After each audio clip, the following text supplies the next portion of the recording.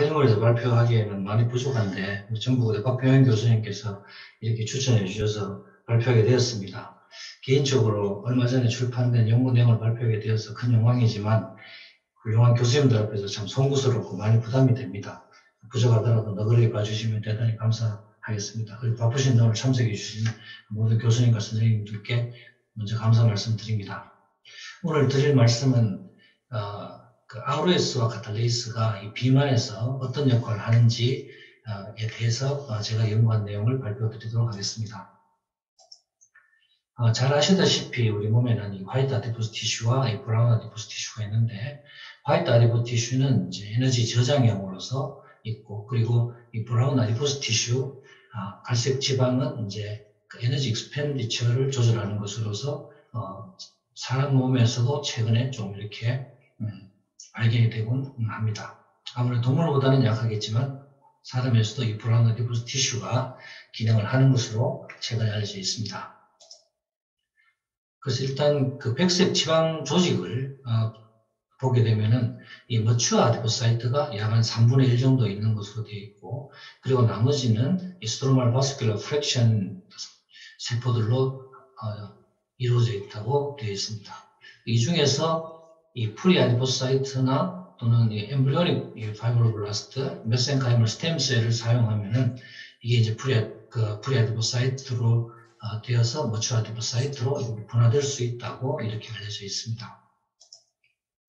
그래서 결국 이 비만이라는 것은 아디포스 티슈 매스가 커지는 것인데, 이제 두 가지가 있겠습니다. 방금 보셨듯이 바스큘라 스트로마 그 포션에서 이 스템셀이나 프리아디포사이트가 결국에는 그 분할을 해가지고 이 아디포사이트 숫자가 증가하는 이런 하이퍼플라지아 개념이 있고, 그리고 이렇게 아디포사이트가 만들어진 상태에서는 이제 하이퍼트로피가 되어가지고 지방적을 많이 저장하는 그런 상태로 이 하이퍼플라지아가 많든지 하이퍼트로피가 많든지 이렇게 해서 이제 비만이 되는 것으로 알려져 있습니다.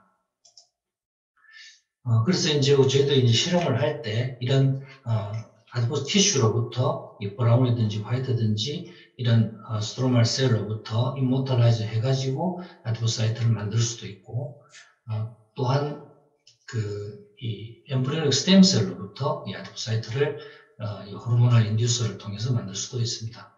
그리고 엠브리오로부터 마우스 엠브리오닉 파이브로블라스트를 호르몬 처리해서 아디포사이트를 만들 수 있습니다. 저희들이 사용하는 이 33L1 이 프리아디포사이트는 임모탈라이즈드 MAF로부터 이렇게 분화된 그런 프리아디포사이트가 되겠습니다. 그리고 물론 이제 본메로에서도 이렇게 아디포사이트를 분화할 수가 있습니다. 그래서 이 아디포사이트로 분화될 수 있는 이 멀티포텐 스템셀은 이 메센카이멀 스템셀로서 연골이나 뼈 그리고 근육으로 이제 분화할 수 있는 포텐셜을 가지는데, 특별한 어떤 그 지방 분화 호르몬이나 그로스 팩터의 작용을 받으면은 이 프리아디포사이트로 만들어집니다. 이걸 우리가 디터미네이션이라고 하고, 이 프리아디포사이트는 이 코로나 익스펜션으로서 세포수가 굉장히 증가할 수가 있습니다. 증가한 후에 이제 커미티드라고 해서 이 지방적이 축적되면서부터는 이제 더 이상 세포 분열을 하지 않고 이렇게 지방이 축적되는 과정을 거치는데, 그때 프리아디포사이트의 그 마커인 이 프레프1은 익스프레션이 감소하고, 그 뒤에 CBP, 베타, 피파, 감마, 알파, 리포제닉 엔자임, 그리고 세포 내에서 페디시드를 이동하는 데 사용되는 이 페디시드 바인딩 프로테인 같은 경우가 발현이 증가하게 되겠습니다. 그래서 이 하이퍼플라지아 또는 다른 말로 아디포지니스 과정은 이렇게 프리아디포사이트가 이제 아디포사이트로 되는 과정까지 이 과정, 숫자가 증가할 수 있는 과정, 이것을 말하는 것이고, 그 다음에 숫자가 정해진 다음에 리포지니시스 되는 과정을 우리가 하이퍼트로피다 이렇게 이야기를 하겠습니다. 이제 ROS로 넘어가게 되면은 우리 김성수 교수님이 너무 잘 아시겠지만 세포 내에 있는 그 산소를 다루는 그 엔자임들의 작용에 의해서 ROS가 만들어지고, 또 이제 그 미스폴리드 프로테인에 의해서 ER 스트레스가 발생하면은 그 리독스 포텐셜이 맞지 않아서 ROS가 만들어질 수도 있겠습니다. 그리고 포록시종 같은 경우에서 롱체인 패티 애시드가 이 베타 옥시데이션 과정에서 ROS가 만들어질 수 있고, 그리고 미토콘드리아에서 이제 산소를 사용하면서 이 ROS가 만들어질 수가 있겠습니다. 그럼 이렇게 만들어지는 ROS는 원래는 이런 어떤 프로테인 같은 것에서 옥시데이션 리덕션을 조절함으로써 많은 어떤 피지올로직한 롤을 하는 것으로 알려져 있는데, 프로테인 스테빌리티를 조절하거나 또는 프로테인의 기능을 증폭하거나 또는 기능을 없애거나 서브셀룰러 로컬리제이션을 변형하거나 또는 프로테인 인터랙션을 조절하는 이러한 여러 가지 기능을 하는 것으로 알려져 있습니다. 그런데 이게 이제 양이 많아지게 되면은 이제 문제가 되는 것인데, 그래서 ROS가 너무 많아지면 이제 리피드 퍼옥시데이션을 시키게 되고, 또 우리 DNA 옥시데이션을 시키게 되고, 또 프로테인을 산화시켜가지고 여러 가지 프로테인이 있던 기능이 없어지거나 또는 없던 기능이 있게 되거나 또는 철을 포함하는 단백질에 있어서 리독스가 맞지 않아서 이 철이 산화되고 이런 과정에서 ROS가 발생하거나, 그래서 에이포토시스도 유발되고 또 잘못된 프로테인들이 엉키게 되는 이러한 여러 가지 병리학적인 소견도 관찰이 됩니다. 그래서 이 ROS 제너레이션은 이 노멀 레벨이 있는 것으로 생각되며, 이렇게 했을 때는 우리가 건강하게 ROS를 시그널링 머티리얼로 사용될 수 있는데, 너무 적거나 또 너무 많아지게 되면은 이게 이제 문제를 일으키는 그런 상태가 된다고 합니다. 그래서 이제 오늘 소개될 카탈레이스는 산소를 다루는 모든 리빙 오가니즘에서 발견이 되고 있고, 그 60kD의 테트라몬으로서 핵그룹을 가지면서 페릭 폼의 아연을 가지고 있습니다. 그리고 카탈레이스 G는 휴먼에서는 크로모좀 13에 있으며, 이 레드 블러드 셀에서 카탈레이스가 있는데, 이것이 이제 블러드 내에서 여러 가지 H2O2를 처리하는데 아주 중요한 역할을 한다고 합니다. RBC에서는 카탈레이스가 사이토플라즘에 많이 존재를 하는데, 이 포록시좀에서 대부분의 세포에서는 존재를 하고, 그리고 레드 하트에서는 미토콘드리아에서도 발견된다고 합니다. 그래서 이 슈퍼옥사이드가 만약에 만들어졌을 때 이게 세포에 데미지를 주기 때문에 슈퍼옥사이드 디스메테이스가 H2O2로 만들어주고, 이 H2O2도 또 이렇게 히드록시 라디칼이 만들어질 수 있기 때문에 이 카탈레이스나 이 글루타타이온 프록시데이스 같은 것이 작용하면서 이렇게 이제 물로 이렇게 디톡시피케이션 시켜줍니다.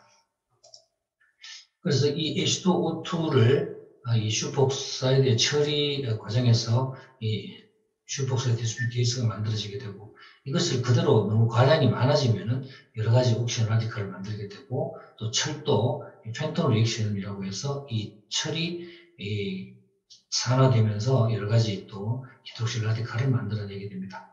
그러면서 우리 몸에서는 이 카탈레이스라든가 이 글루타타이온 프록시데이스 같은 이런 엔자임들이 있어서 이런 HO2를 처리해주는 그런 역할을 하고 있습니다.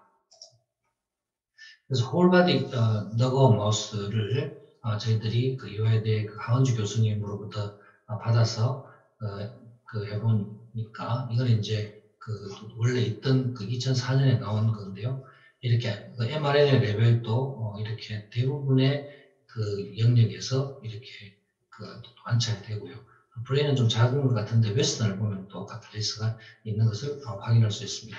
인사이트 하이브리다이제이션으로서 이렇게 봐도 글루타타이온 프록시데이스가 있는 그런 어떤 티슈에 이렇게 다 분포된 것을 볼 수가 있습니다.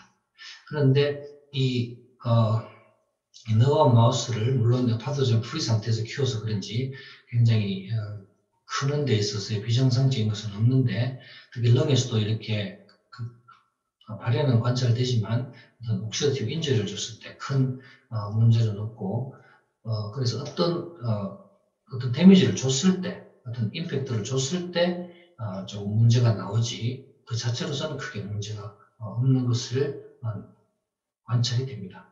그래서 이 너가우 마우스는 거의 정상이지만 이 산화 스트레스를 주면 일부 조직에서 이상을 보이는데, 그것은 아마 평소 발현량이 어떠냐 또는 조직이 산화 스트레스에 대한 민감도가 어떠냐에 따라서 차이가 날 것으로 생각을 합니다. 그래서 이 휴먼에서는 이 아카탈라셈이라는 유전병이 있습니다. 그래서 보면은 거의 이 카탈레스 액티비티가 없는 이런 유전병이 있는데, 그러니까 사람은 생활 중에서 여러 가지 그 파토젠에 노출이 되기 때문에 여기서 오랄 어슬레이션이라든가 또는 괴사, 그리고 이제 그 잇몸에 어떤 또 네크로치스 괴사 같은 것이 일어날 수가 있고, 혹시 H2O2를 처리를 했을 때 RBC의 햄이 이 페릭 폼이 되면서 이 산소 운반의 장애를 가져와서 사이아노시스가 일어나는 이 메타 헤모글로비네미아라는 그런 어떤 질환도 일어나게 됩니다. 그래서 이제 일본 사람이라든가 헝가리 사람 또는 스위스 사람에서 만에서 2만 명 중에 한 명씩 이런 환자가 발견된다고 하고, 아카탈리스믹 마이스도 이제 만들 수가 있겠습니다. 그래서 보면 이 글루타티온, 이 포록시데이스 액티비티는 같이 이렇게 컴펜세이션으로 증가되는 것 같지는 않고, 노멀 포퓰레이션에서 뭐 크게 심각한 병은 없지만 많은 퍼센트에서 이 당뇨가 좀 많이 오고, 그리고 이 당뇨가 오는데 좀 더 일찍 온다, 한 10년 정도 일찍 오는 그런 것을 페노타입을 나타냅니다. 그래서 아마 베타세포가 이 산화 스트레스에 아주 민감하기 때문에 그런 것 같고, 그리고 이제 나이가 들면서 옥시디브 스트레스에 따른 어떤 여러 가지 컴플리케이션, 머리가 빨리 그레잉 한다거나 또는 이제 파킨소니즘, 다이아베티스, 비틸리고 이런 조금 옥시디브 스트레스와 에이징하고 관련되는 어떤 컨디션이 조금 일반 사람보다 조금 많이 온다, 이런 특징이 있다고 합니다. 그래서 저희들도 이 카탈리스 너바우 마우스에서 이 대사에 관계되는 근육이라든가 간, 이런 지방 조직을 해보면은 이 카탈리스가 다 발현이 되고, 특히 근육에서는 미토콘드리아가 많은 옥시디브 포스포레이션으로서 ATP를 공급하는 이 소레스 머슬 같은 데서 많고, 어네어로빅 메타볼리즘을 하는 이 가스트로크니머스에서는 조금 발현이 적은 것을 확인할 수 있었습니다. 그래서 가장 특징적인 것은 이 파토젠 프리 상태에서 이 노멀 차우 다이옷을 줬을 때 이 마이스에서 바디 웨이트가 굉장히 증가한다는 것을 알게 되었습니다. 그래서 보통 우리가 비만이 산화 스트레스를 가중하고, 이 산화 스트레스가 비만율에 대사질환을 발생한다는 우리가 정설이 잘 알려져 있습니다. 즉, 어떤 비만이 있으면 여러 가지 인필트레이트된 마크로파지나 또는 ROS 또는 지방산에 의해서 이 NADPH라는 옥시데이스라는 녹수가 액티베이션 되고, 이것이 ROS를 더 만들고, 그래서 이제 항산화제들은 거의 고갈되고, 한 상태에서 백색 지방 안에서의 산화 스트레스 때문에 여러 가지 아디포사이토카인 중에서 대사적으로 해로운 것들이 많이 분비가 되고, 또 이런 옥시디브 스트레스가 브러드를 타고 멀리 가서 여러 가지 대사의 문제를 일으켜서 메타볼릭 신드롬을 일으키는 것으로서 정설로 알려져 있습니다. 정리를 하면 오비시티가 ROS를 많이 만들고, 이 ROS는 NADPH 옥시데이스를 더 활성화시켜서 이것이 다시 ROS를 더 만들고, 이런 비셔스 사이클 때문에 이 ROS가 이 메타볼릭 신드롬을 일으키는, 이것이 비만과 이 대사 증후군 사이의 정설이었습니다. 그럼 저희들은 여기에 더하여, 그러면 이 비만이 카탈리스 너바우 마우스에서 ROS에 의해서 비만이 만들어지는지 그것을 우리가 한번 확인을 해보도록 그렇게 하였습니다. 그래서 비만이라는 건 결국에는 지방 세포의 수적 증가와 또는 리피드 컨텐트의 증가이기 때문에 이 두 가지 메커니즘을 가지고 실험을 해봤습니다. NADPH 옥시데이스 녹수에 대해서 잠깐 설명을 드리면, 녹수는 멤브레인에 어소시에이트 엔자임을 보통 임뮨셀에서 이 파토젠을 죽이기 위한 슈퍼옥사이드를 만드는 그런 기전이 있고, 이런 ROS가 양이 적을 때는 여러 가지 리간드의 어떤 시그널 메신저로서 작용합니다. 휴먼에서 여러 서브타입이 있는데 NADPH에 대해서 액티베이션이 되어서 여기에서 산소를 사용해서 슈퍼옥사이드를 만드는 그런 엔자임이 되겠습니다. 그럼 이 NADPH 옥시데이스를 활성화시키는 NADPH를 만드는 그 패스웨이는 뭐냐면 이 펜토스 포스페이트 패스웨이가 되는데요. 이 펜토스 포스페이트 패스웨이는 언제 액티베이션이 되는가 하면은 이 들어온 글루코스 양이 너무 많거나 원래는 이 글루코스가 들어와서 TCA 사이클을 통해서 이 ATP를 만드는데 이게 너무 많거나 또는 이 TCA 사이클로 들어가는 이 패스웨이가 만약에 장애가 있으면 여기 옆으로 시프트 돼가지고 G6PD, 글루코스 6 포스페이트 디하이드로지네이스가 활성이 돼서 이 포스페이트 패스웨이가 액티베이션 되는 것으로 알고 있습니다. 그럼 이렇게 되면 이 패스웨이는 주로 아나볼릭 체계로서 이미어 에너지를 이용해서 NADPH를 만들어서 리피드를 만들고 또 이 글루타사이온을 리듀스드 폼으로 만드는 동시에 아까 보셨듯이 녹스를 이용해서 슈복사이드를 만들고 그리고 리보스 5 포스페이트를 통해서 RNA도 만드는 데 관여하고 에르스로스 4 포스페이트를 만들어서 아미노시드 만드는 데도 관여하는 이런 것이 펜토스 포스페이트 패스웨이가 되겠으며 여기에서 만들어진 NADPH가 이 녹스를 통해서 슈퍼사이드를 만들게 됩니다. 예, 그러면 카탈리스 너가우 마우스를 이렇게 한 30주를 키우면서 이렇게 보면 와일드 타입보다는 확실히 이 바디 웨이트가 많이 증가하는 걸 볼 수 있고 푸드 인테이크는 큰 차이가 없습니다. 그래서 이제 30주 정도 키워보면은 팻은 확실히 증가하고 림 매스는 이렇게 감소하는 것을 볼 수가 있습니다. 그리고 과산화수소는 이 30주 와일드 타입에 비해서 확실히 이렇게 증가했는 걸 볼 수가 있습니다. 그래서 보면 30주가 되면 이 CKO 마우스는 훨씬 더 이제 오비스하게 보이고 이 에피디디멀 팻도 크고 혐의학적으로 봐도 훨씬 하이퍼트로피가 큰 것을 확인할 수 있고요. 이때 이 녹스4와 그리고 서브유닛에 대한 오베스턴을 해보면 5주 때는 큰 차이가 없는데 30주 때는 굉장히 증가하는 것을 볼 수가 있습니다. 그래서 이걸 더 엑셀레이션 하기 위해서 하이팻 다이어트를 줘보면은 CKO 마우스는 와일드 타입에 비해서 훨씬 더 4주 만에 바디 웨이트가 굉장히 증가하는 걸 볼 수 있고 팻매스도 더 많이 증가하면서 림매스의 감소는 더 심해지는 것을 볼 수가 있습니다. 경력적으로도 하이퍼트로피가 심하고 블러드 내에서 프리패드 에시드나 TG, 토탈 콜레스테롤 양도 가장 많이 증가하는 걸 볼 수 있습니다. 그리고 과산화수소도 4주 만에 엄청 증가하고 그리고 이 녹스 웨스턴도 보면은 mRNA가 이렇게 증가하는 걸 볼 수가 있습니다. 그래서 저희들이 이제 이 미토콘드리아 펑션과 바이오제니시스가 어떻게 되는지를 보기 위해서 거기에 관계되는 여러 가지 마커들 검사를 했습니다. 보니까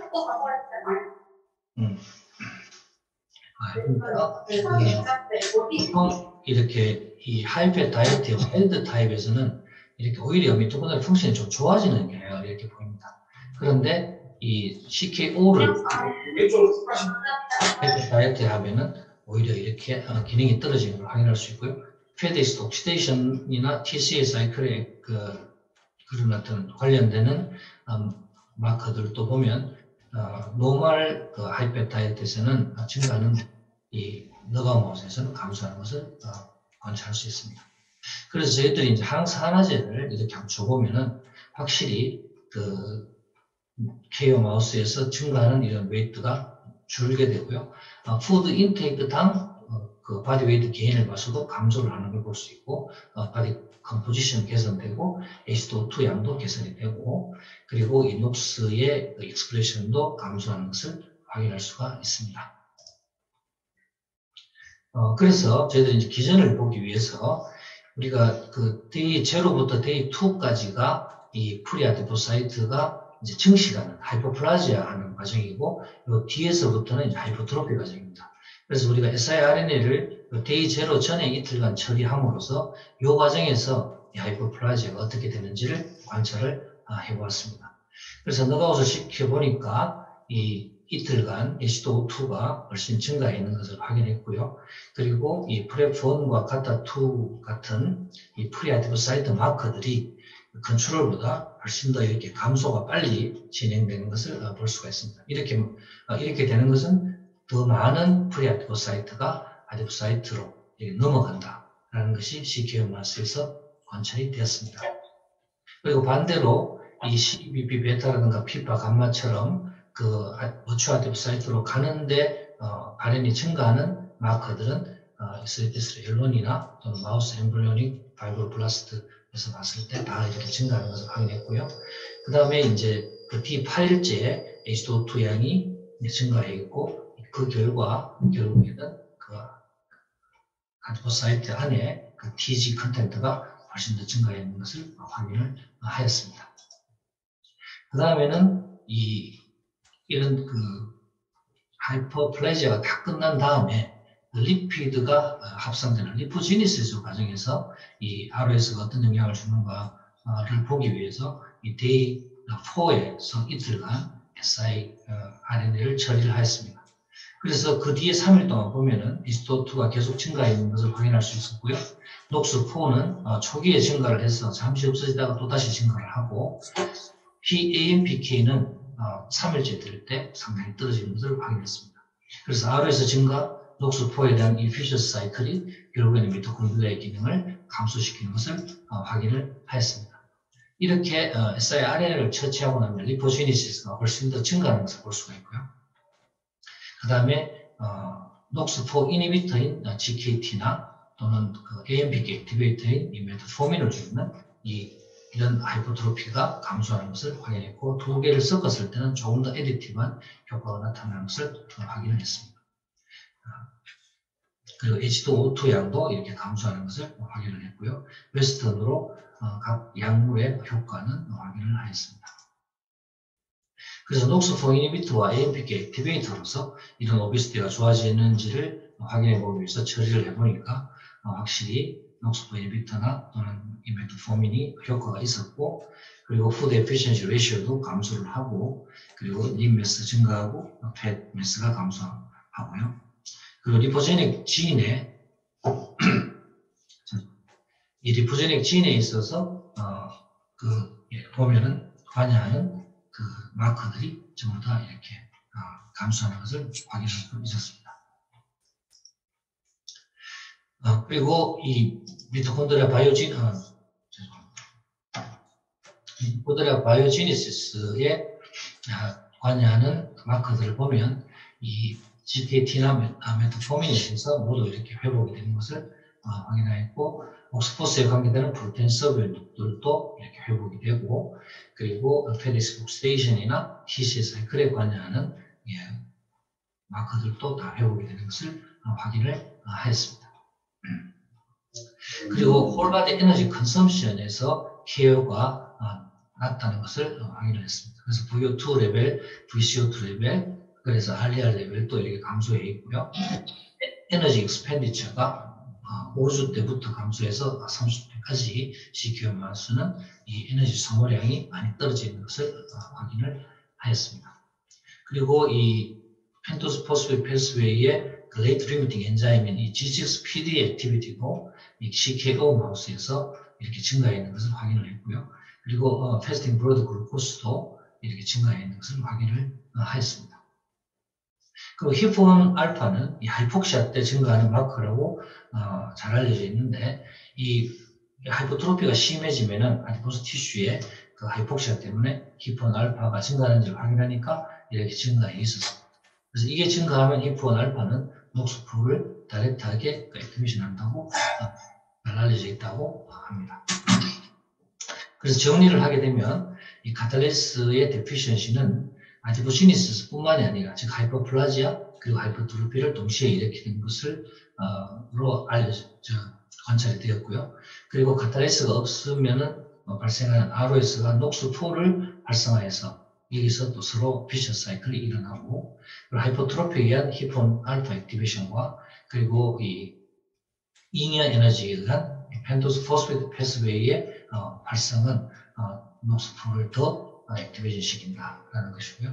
그리고 카탈리스 데피션시는 AMPK 알파를 억제하고 미토콘드리얼 디스펑션을 유발한다. 이런 것이고 항산화제나 녹스4 이니비터나 AMPK 알파 액티베이터는 아마 오비시티에 도움이 될 것이다. 라는 그런 것입니다.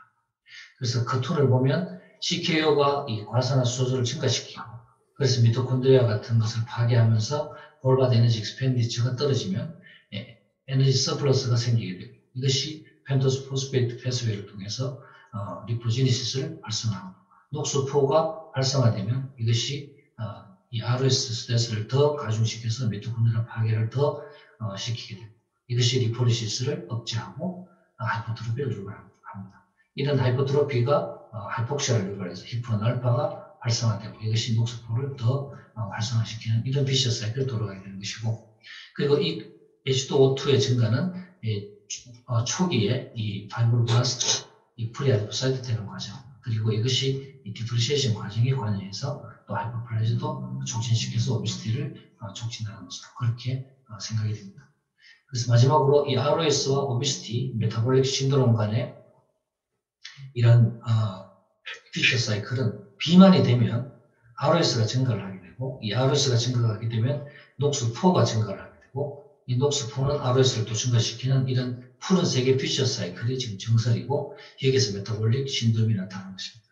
여기에 더하여서 이번 연구는 이 ROS가 미토콘드리얼 디스펑션을 이야기하게 되고 에너지를 너무 블러드에서 너무 많이 돌아다니게 하면서 에너지 소모는 줄이고 그래서 펜토스 포스페이트 패스웨이를 활성화해서 NADPH를 많이 만들게 되고 이것이 녹수4를 활성화하고 또 리피드 합성을 촉진해서 비만을 더 가중시키는 그런 어떤 전체적인 비셔 사이클이 되겠습니다. 네, 그래서 감사합니다.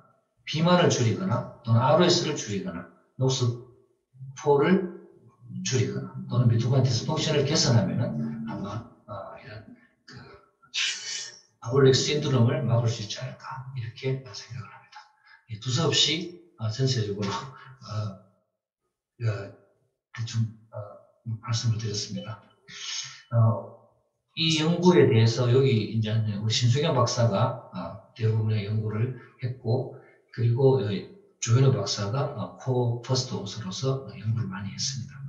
그리고 아까 말씀드렸듯이 이런 너가우 마우스는 이화여대의 하운주 교수님으로부터 받았고 그리고 MF 셀의 분화라든가 또는 스위트리스 L1에 대한 어떤 노하우 이런 것은 연세대학교의 김재 교수님부터 많은 것을 배웠습니다. 선생님 주셔서 감사드립니다. 본 과제에 대해서 자유롭게 질문이나 의견 있으시면 말씀을 해주십시오.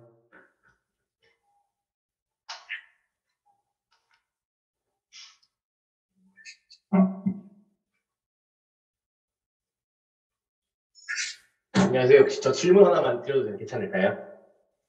예, 말씀하십시오. 예. 네, 저 한진 교수님 연구실에 있는 윤형록이고요. 저 첫 번째 질문은 처음에 인트로에서 말씀하셨을 때 카탈레이즈 낙가운 마우스에서 바디웨이트 증가하는데 이제 당뇨가 일찍 온다라고도 이야기를 하셨잖아요. 바디웨이트 증가하는데 혹시 인슐린의 레벨에서는 혹시 평가를 해보셨는지 인슐린 레벨. 그 다음에 두 번째는 카탈레이즈가 아까 낙과업돼 있을 때 하이페 다이어트를 주기 전에는 마이토콘드리아 기능이 좀 개선되어 있는 걸로 제가 잘못 봤을 수도 있지만 그렇게 보였는데 그게 조금 어떻게 해석을 해야 되는 건지 사실은 결국 마지막 설명하실 때는 이제 마이토콘드리아 디스펑션이 와야 되는데 그게 조금 이해가 안 돼가지고 두 가지 질문을 드리겠습니다.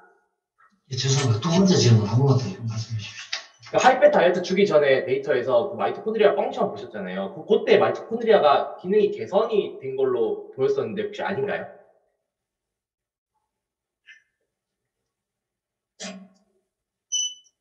하이페 주기 전에요? 네. 30주량 마우스 아까 보여주셨던 데이터에서는 하이페시고 이게 이제 초다이엇이거든요. 여기서 미토콘드리아 펑션은 여기서는 보지는 않았고 여기 하이페 다이어트에서 이제 미토콘드리아 펑션을 봤죠. 네, 인슐린 레벨은 혹시 어떻게 변하나요? 그게 베타셀을 많이 공격한다면? 네. 베타셀을 공격한다면, 예, 그래서 저희들은 지금 여기 데이터에서는 없는데 아마 베타셀을 공격하면 인슐린 레벨이 떨어지겠죠. 네. 인슐린 베타셀에 대한 ROS 스트레스 때문에 발생하는 그런 것 같으면은 그 제형 당뇨병 비슷하게 베타셀 다이어트 당뇨가 한다면은 인슐린 레벨이 떨어지는 거예요. 그렇게 돼야 되겠죠. 저희들은 지금 이 연구에서는 사실은 그 인슐린 레벨은 저희들 측정을 하지 않아가지고 정확하게 잘 모르겠습니다만은 기전상으로는 떨어지는 거 되겠죠. 예. 안녕하세요. 저기 성신여대 이명숙입니다. 예, 교수님. 두 가지 정도 질문을 하려고 하는데요. 첫 번째, 일단 강의 굉장히 잘 들었고요. 좀 신선한 부분도 굉장히 많아서 감사합니다. 카탈레이즈, KO 마이스나 카탈레이즈, KO 3T3 L1 셀에서 이렇게 보면은, 전반적으로 마이토코드리아 펑션에 이제 ROS가 증가했을 때 펑션이 문제가 있다라고 보아지는데, 혹시 그 카탈레이즈 때문에 생기는 그런 에포토시스나 네크로시스 상태의 마커는 혹시 보셨는지 그게 첫 번째 궁금하고요. 두 번째는 저희도 이렇게 해보니까 그 화이트 에디포스하고 브라운 에디포스 혹은 뭐 베이지 라이크 에디포스 다 상관없이 그 서머제네시스를 제외하고는 나머지 그 펑션이 좀 약간 비슷했었어요. 그래서 혹시 브라운 팻이나 에디포사이트에서도 이런 실험을 한 경험이 있으신지 두 가지가 궁금했습니다. 예, 정말 예, 좋은 질문 감사드립니다. 사실은 그 두 가지 다 했었어야 되는데 저희들 이 다음에 연구가 아직 그쪽은 아직 시작을 못하는 겁니다. 그래서 앞으로 이 가테스 너건 마우스를 가지고 기회가 된다면은 그 에포토시스 쪽이나 또는 BAT 쪽으로 한번 연구를 해보겠습니다. 예. 송대기 교수님, 잘 들었습니다. 예, 교수님. 예, 교수님도 계시고, 또 김성수 교수님도 계시고 해서, 이거 그냥 궁금해서 여쭙는데요. 이제 아까 보여주신 게 ROS가 증가하면, 마이토콘드리아에 또 데미지를 주는 거 소개해 주셨는데, 그 세포 내 ROS 증가하면, 그럼 이게 또 ER 스트레스를 일으키는 원인도 되는지 궁금합니다. 이쪽 대사 쪽에 연구하시는 분들 좀 가르쳐 주시면 좋겠습니다. 김성수 교수님.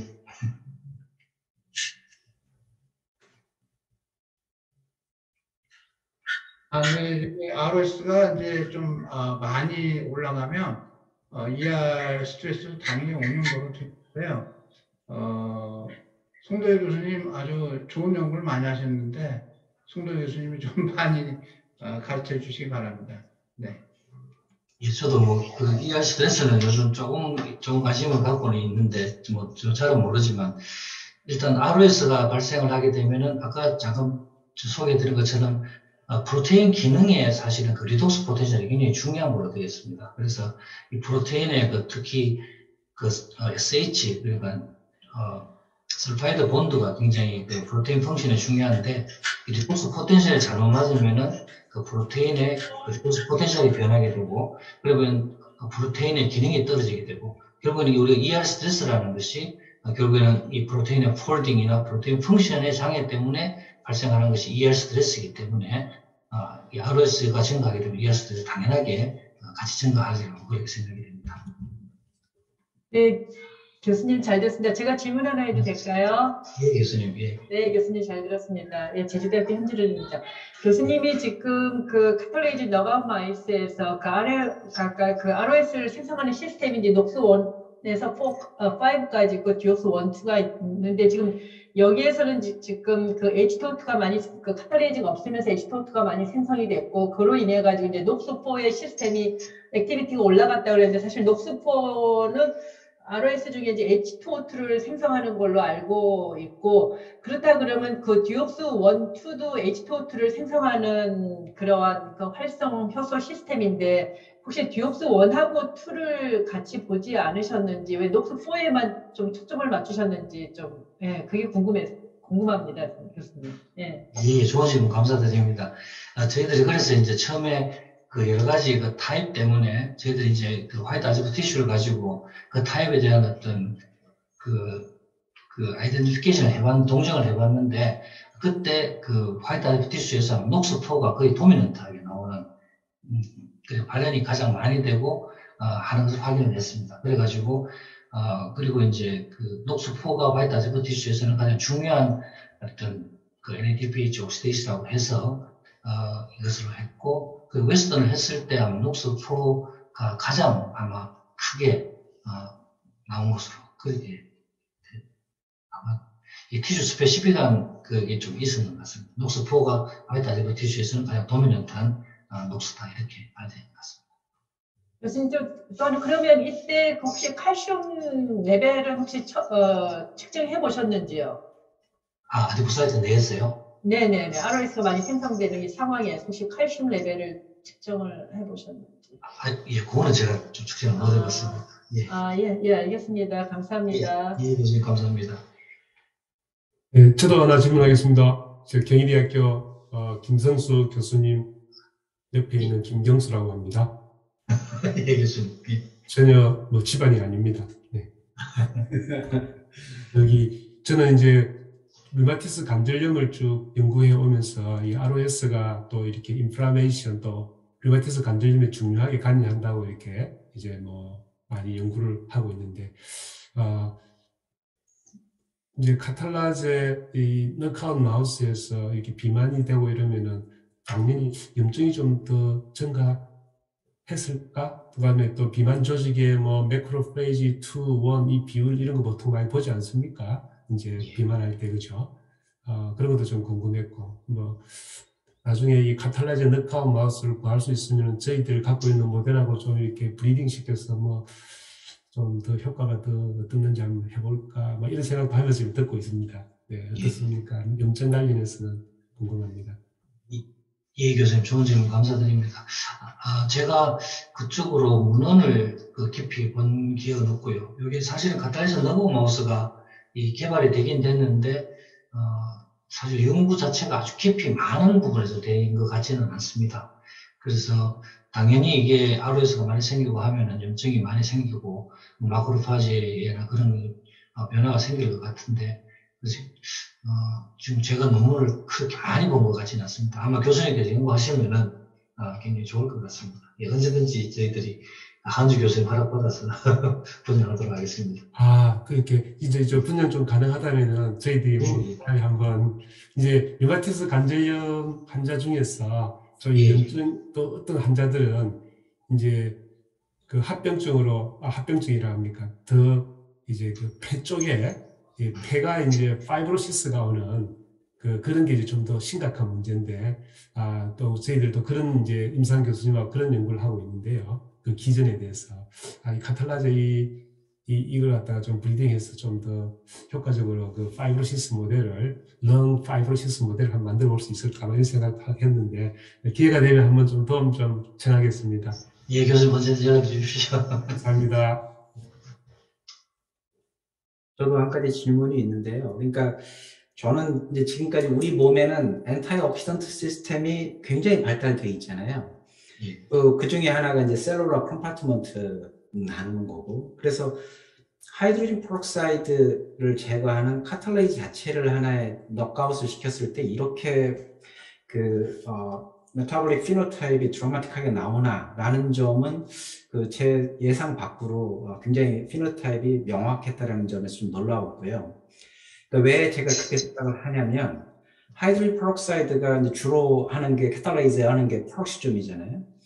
그러면 거기에서 나왔던 하이드로겐 페록사이드가 카탈레이즈 말고도 오히려 더 중요한 제거할 수 있는 게 바로 뭐냐면 이제 글루타사이온이잖아요. 그래서 이 글루타사이온 시스템 자체가 만약에 카탈레이즈를 넉아웃을 시키면은 글루타사이온 페록시데이즈나 글루타사이온 리덕테이즈 이 시스템을 통한 이 하이드로겐 페록사이드를 제거할 수 있는 그 시스템이 더 활성화가 되지 않을까. 그래서 이 하이드로겐 페록사이드 자체가 그렇게 큰 문제가 되지 않을 것 같다라는 생각을 지금까지 많이 해왔었는데, 또한 우리 몸에서 뭐 프로틴 어그리게이션이랄지 리피드 페록시데이션이랄지 이런 걸 시키는 것은 사실은 하이드로겐 페록사이드가 아니라 하이드록시 레디칼이기 때문에, 그래서 이런 점들이 조금 제 상식과는 많이 좀 달랐어요. 그래서 질문은 혹시 글루타사이온 시스템 자체가 그렇게 더 컴펜세이터리 액티베이션 되지는 않나요?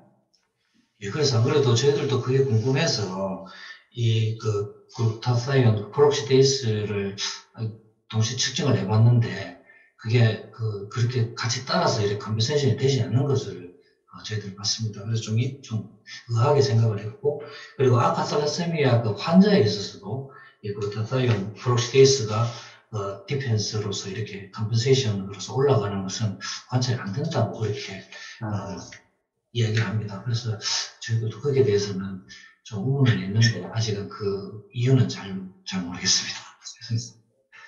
또 하나의 질문은 에디푸스 티슈는 이제 아까 말씀하시는 게 결국 하이퍼트로피도 얘기하셨지만 하이퍼플레이자도 말씀을 하셨기 때문에 결국 이제 우리 에디푸스 티슈만 딱 국한해서 생각을 한다면 거기에는 이제 에디푸스 사이트도 있고 여러 가지의 이제 그 인플라마토리 셀들이 많이 있잖아요. 또 당연히 이제 어떤 그 스템셀, 프리커스 셀도 있을 거고, 그러면 에디포스 티슈라고 하는 그 티슈만을 한정을 지어서 생각을 해본다면 이 억세티브 스트레스의 그 어떤 이펙터 플레이어가 누군가요? 그러니까 에디포스 사이트에서도 억세티브 스트레스가 중요하고 그 에디포스 티슈를 구성하는 인플라마토리 셀이나 프리커스 셀에서도 다 중요한 건지, 아니면 우리가 이제 아까 뭐 넉스 얘기를 하셨지만 respiratory burst 얘기할 때 특히 이면 셀들이 중요하니까 오히려 이면 셀에서의 억세티브 스트레스가 2차적으로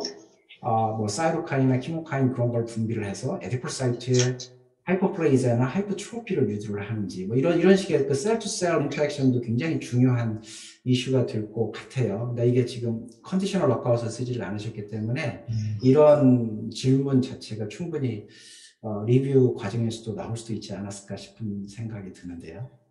예, 맞습니다. 교수님 지적대로 아까 우리 김경수 교수님도 말씀하셨지만 지금 여러 가지 세포가 있는데, 그러니까 이제 저희들이 기본적으로 본 것은 이 아디포사이트에 대한 ROS의 어떤 그런 영향이고, 그리고 여기서 잠깐 소개드렸듯이 이 엠브리오닉 이 파이브로블라스트하고 프리아디포사이트에 미치는 영향도 저 살짝 봤지만 그 외에 어떤 스트로말 어떤 여러 가지 그 세포에 대한 영향은 거의 보지를 못했습니다. 그리고 하나의 문헌적으로 이야기를 해보면은 오비스티 때 ROS가 생기는 하나의 원인 중에서 이 인필트레이터 마크로파지가 ROS를 많이 발생을 시킨다는 그런 이야기도 있긴 있습니다. 그래서 이런 여러 가지 세포들이 각각의 ROS가 어떤 영향을 주는지는 아마 문헌적인 고찰이 좀 더 있어야 될 거고, 앞으로도 연구를 또 여러 분야에서 하면 또 여러 가지 재미있는 결과가 나올 거라고 생각이 됩니다.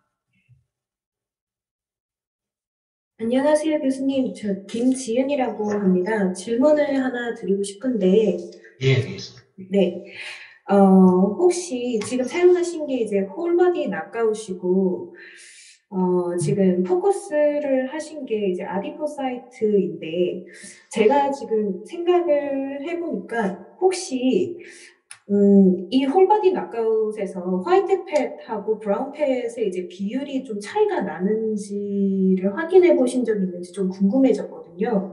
왜냐하면 지금 데이터들을 보면 이제 카탈레이즈를 이제 없애면 이제 마이토콘드리얼 펑션에 이제 영향을 주고 있는 것을 계속 보여주셨기 때문에 브라운 팻 같은 경우에는 이제 마이토콘드리아 밀도가 화이트 팻보다 훨씬 높은 걸로 제가 알고 있어서 아마 브라운 팻에도 많은 영향을 끼치지 않았을까라는 생각이 들었거든요. 혹시 확인을 해보신 적이 있으실까요?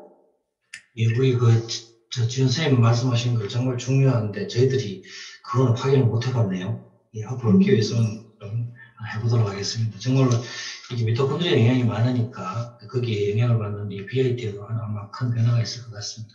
예. 네. 혹시 뭐 이 다음 실험으로 예. 뭐 아디포 티슈에만 스페시픽하게 카탈레이스를 이제 낙아웃 시키실 뭐 계획도 있으신가요? 사실 지금 생각을 못 해봤습니다. 생각을 못 해봤는데 한번 좀 고민을 해보도록 하겠습니다. 네. 세포주에서 너무 명확한 피노타입이 이렇게 딱 보이는 게 딱 보여서 그런 계획도 하시고 계신지 생각해봤습니다. 네, 감사합니다. 예, 감사합니다.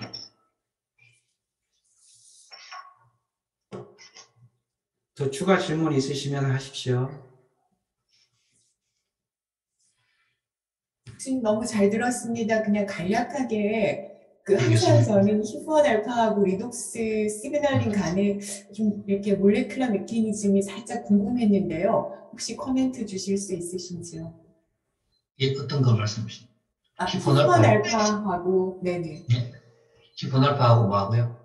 예, 저희는 마이토콘드리알 ROS를 뭐 이렇게 모듈레이션을 해서 히프1 알파가 움직이는 걸 보긴 봤어요. 그런데 이제 교수님 데이터에서는 히프1 알파를 통해서 또 녹스4가 예. 또 조절이 되더라고요. 그래서 뭔가 좀 직접적인 그런 분자적 기전이 있는지 혹시 코멘트 주실 수 있으신지. 여기 히폰 알파가 녹스4를 활성화시키는 직접 거예요? 예, 프로모터 리전에서 뭔가 전사 활성을 하나요? 어떻게 될까요? 이런 거. 거기에 일단 여기 지금 화살표가 있는데 네. 화살표는 제가 연구한 게 아니고요. 사실은 이거는 이제 논문에 이렇게 되어 있습니다. 히폰 알파가 액티베이션 되면은 그 녹스4를 활성화시킨다. 근데 그 기전적인 그 연구 그건 아마 논문에 있을 것 같은데 제가 기억을 못 하겠네요. 네, 감사합니다. 잘 들었습니다. 예.